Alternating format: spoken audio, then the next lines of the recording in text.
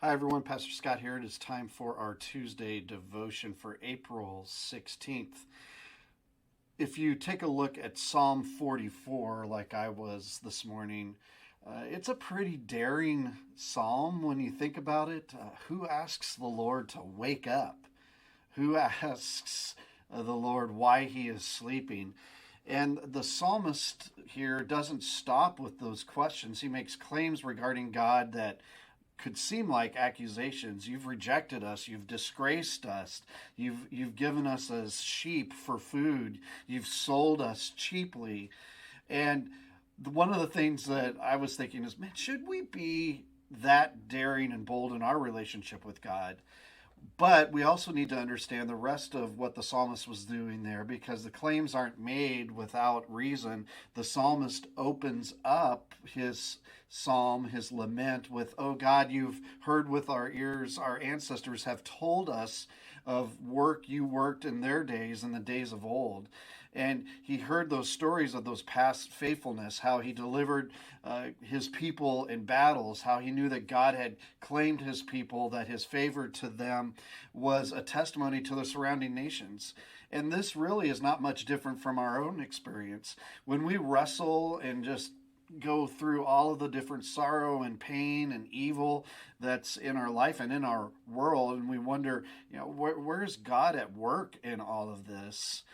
Well, we need to remember that God has redeemed us for the sake of his royal love, his loyal love, and he is present and active when it even seems like it's some other story there. It seems otherwise.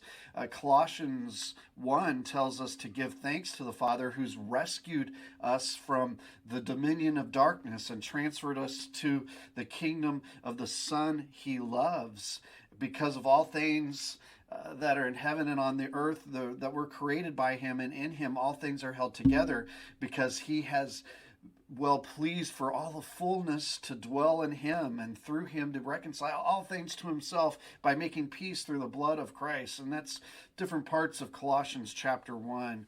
And I think what we need to do is, do we trust in God's love and deliverance even when the circumstances seem grim, and have that dialogue with him, knowing, though, that what the answer is?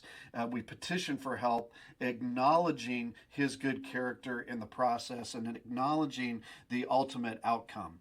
So I think that's an interesting thing to wrestle with this week, and all of the different things that we see going on in our world, and to remember that God is in charge, even when there's questions of like, what is this all about? Anyway, hope you have a great week this week. Hope to see you Thursday night at 6 for our Bible study, 7 o'clock for our Bible study, 6 o'clock for our prayer time. And then we will be back in 1 Corinthians chapter 13, the love chapter, and going through maybe the first 4 or 5 of the statements of love is this Sunday at our service at 10:30. So I'd love to see you there, and invite your friends to all of the above, okay? Have a great week. God bless.